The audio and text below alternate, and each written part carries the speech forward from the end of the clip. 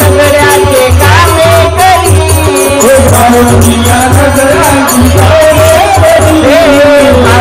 या सगळ्याचे कामे करी आता भाविकाच्या मेळ्यात दिसला भाविकाच्या मेळ्यात दिसला हरी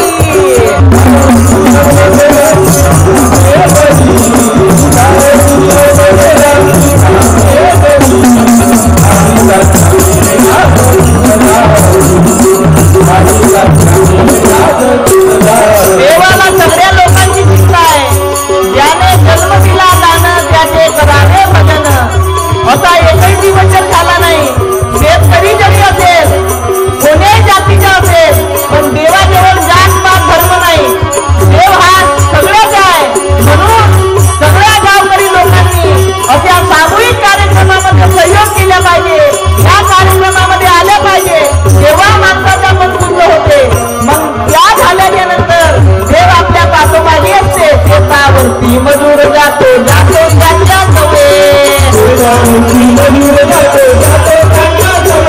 तो मजूर शेतावरती काम करण्यासाठी जातो. त्याच्या सोबतही भगवान असते. पण केव्हा आपण त्याचे होऊन तेव्हा शेतावरती मजूर जातो जातो त्याच्या नव्हे.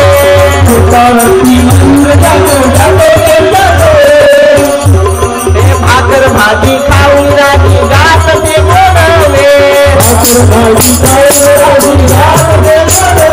अबे जातपात ही कधी न पुटली. जातपात ही कधी न पुटली. हे मोहित प्रेमावती अरे मोहित प्रेमावती. भाविकाच्या मेळ्यात दिसला भाविकाच्या मेळ्यात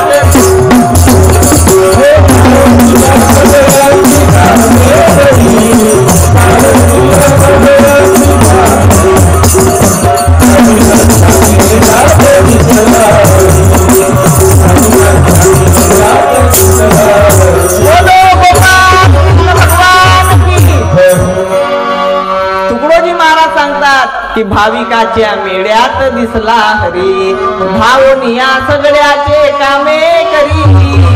भाविकाच्या मेळ्यात दिसला हरी. तर पहा देव हा भाविकाच्या मेळ्यामध्ये आहे. ज्या घरामध्ये ज्या कुटुंबामध्ये जर शांततेचे वातावरण असेल तर देव हा आपल्या ठिकाणी असते. भाविकाच्या मेळ्यात दिसला हरी धावून या सगळ्याचे कामे करी. तसाच हरी हा भाविकाच्या मेळ्यामध्ये असते. तर मग भाविक म्हणजे काय? भाविक या शब्दाचा अर्थ असा आहे की जो आवडतो सर्वाला. या ठिकाणामध्ये आल्याच्या नंतर संस्यान आणि सत्संगाची भूमी ही एक असते. तिथेही सगळ्यांना एक सारखेच जाणतात. सर्वांची राख तेवढीच होते. बरोबर आहे. तसाच हा संस्यान इथेही सगळ्याची स्यान एक पाहिजे. इथे कोण लहान कोण मोठा कोण श्रीमंत आणि कोण गरीब याची जात पातीचा धर्म राहत नाही. आणि जोपर्यंत अशा ठिकाणी आल्याच्या नंतर हा देवभान आपण विसरणार नाही तोपर्यंत भाविक होणार नाही. आणि जोपर्यंत भाविक होणार नाही तोपर्यंत हरी दिसणार नाही. कारण देवाजवळ जर जात पात असली असती तर या संसारामध्ये म्हणजे नंदोर या गावामध्ये फक्त पाणी पाळायचं आहे ते कोवऱ्याच्याच बांधायमध्ये पाणी पाडून बाकीच्या गोवाऱ्याच्या वजी काही पाणी देवाची नाही. असं आहे का? तुफान आल्याच्या नंतर याच्याच घरावर पाणी चांगला उलटू देऊ नये याच्याच घरा फोडपाड करून असं आहे का त्याच्याजवळ? नाही. त्याला सगळ्या संसाराची चिंता आहे पण आम्हाला चिंता फक्त आमच्या कुटुंबाची आहे. पण संत महात्मे सांगतात देवाला कोणाची चिंता आहे? सारी दुनिया का तू ही करतार रे तू ही करतार रे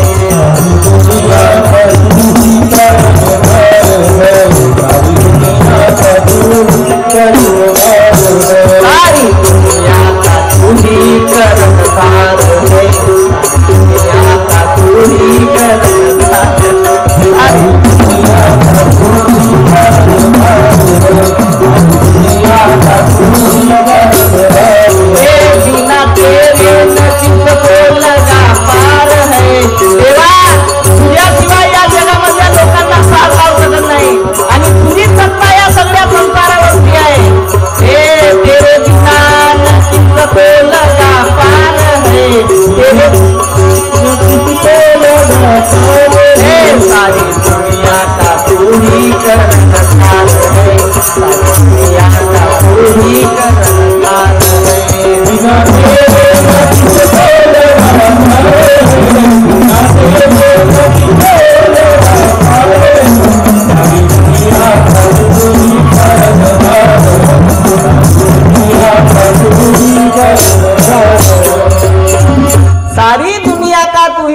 कर्णधार है, बिना तेरे न किसको लगा पार है.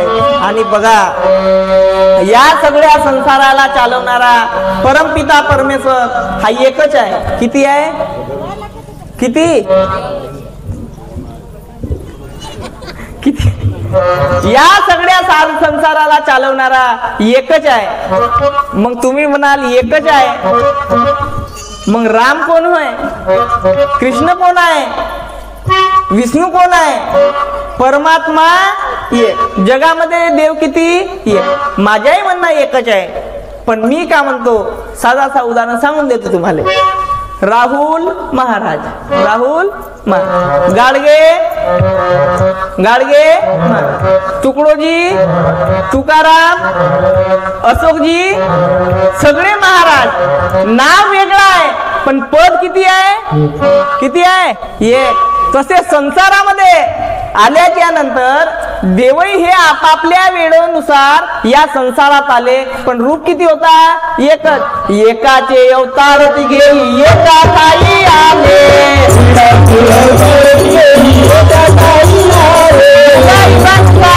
या संसाराचा उद्धार करण्यासाठी व राक्षसांचा विनाश करण्यासाठी देवांना अवतार घ्यावा लागला. एकाचे अवतार घेई एका ठाई आले.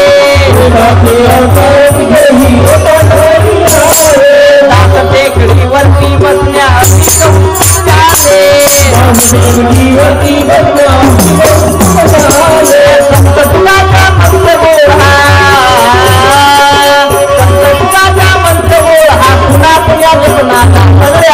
जनतेची बोला, बोला बोला बोला सगळ्या जनतेची बोला.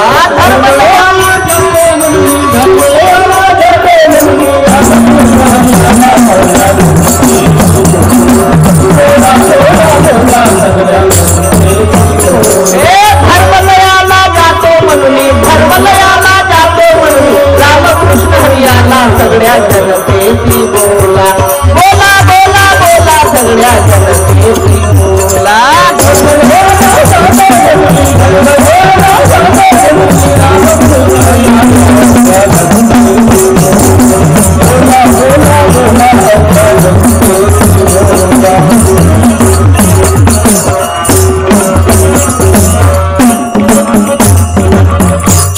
पहा, धर्मलयाला जातो म्हणून रामकृष्ण हरी आला सगळ्या जनतेशी बोला. धर्माच्या कामाकरिता रामही आला, कृष्णही आला आणि हरी आला. पण आम्ही धर्माचं काम जिथे आहे तिथे नाही म्हणते एवढेची एवढी जेवायचं नाही. तू चालली जा आता, हे ढोरा वासरा बांधून घेईन ना, मग मी जेवाच्या वेळेवर जेवून जाईन, बरोबर नाही का? म्हणजे आपण धर्माच्या कामामध्ये फक्त जेवणाच्या वेळेवर जातो, पण धर्माच्या कामामध्ये पती पत्नी आणि मुलगा हे कधी सोबत जात नाही. पण देव धर्मलयाला जातो म्हणून रामकृष्ण हरी आला सगळ्या जनतेशी बोला. मग जगात देव किती? एक. पण तेरे नाम अनेक तू एकही है. नाव वेगवेगळे आहेत. अशोक महाराज, राहुल महाराज, तुकडोजी महाराज, गाडगे महाराज, नाव वेगळे पण पद एक आहे ना. तसा या जगात नाव वेगवेगळे आहेत. जेती माणसाचा भाव जडला तो देव झाला, भाव जडला तो देव झाला. बलकी देव आहे, विविध प्रकारचे देव आहेत, पण केव्हा देव? जेव्हा त्याच्यावरती भाव जडला तेव्हा तो देव. मग पहा, जगामध्ये देव एकच आहे. आता तुम्ही बायाची संख्या जास्त आहे ते तुमच्यासाठी उदाहरण सांगून देतो. जगात सोना किती? एक. मग तो असल 20 कॅरेटचा, 16 कॅरेटचा तो असल तो चालते, पण सोना एक. मग सांगा, एकच सोना पण त्याचे दागिने किती बनले? बहु बनले. एकच सोने लाले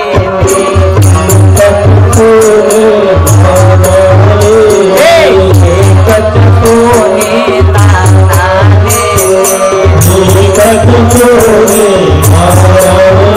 हे बाया आम्ही उघड्या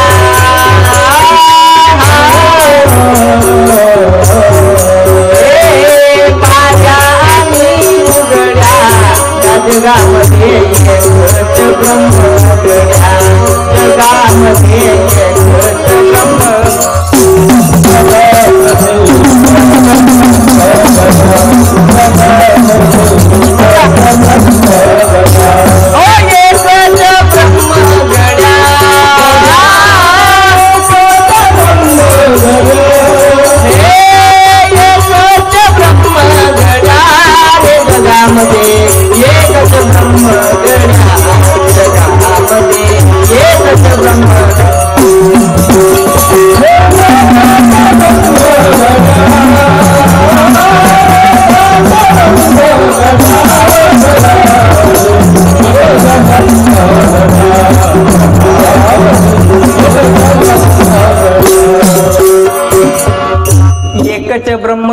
जगामध्ये एकच ब्रह्मगड्या, एकच सोने नाना लेणे. सोना किती आहे माय? एक. पण त्याच सोन्यापासून मंगळसूत्रही बनला, त्या सोन्यापासून नथही बनली, त्या सोन्यापासून खडाही बनला, अजून कितीतरी प्रकारचे दागिने असतील ते सगळे एकाच सोन्यापासून बनले.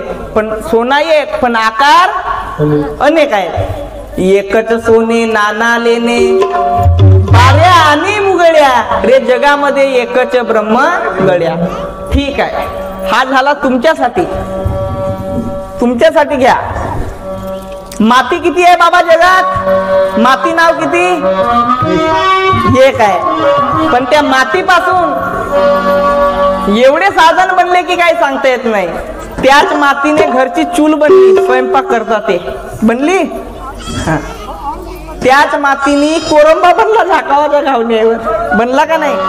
एकच माती आहे, पण त्या मातीपासून घरही बनला, महालही बनला, माडी बनली, वीट बनल्या, सगळ्या बनल्या.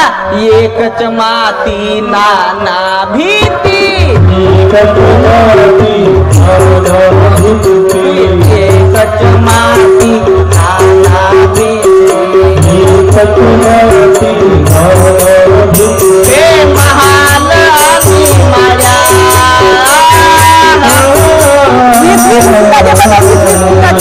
हे महाल आणि माया, जगामध्ये एकच ब्रह्मगड्या.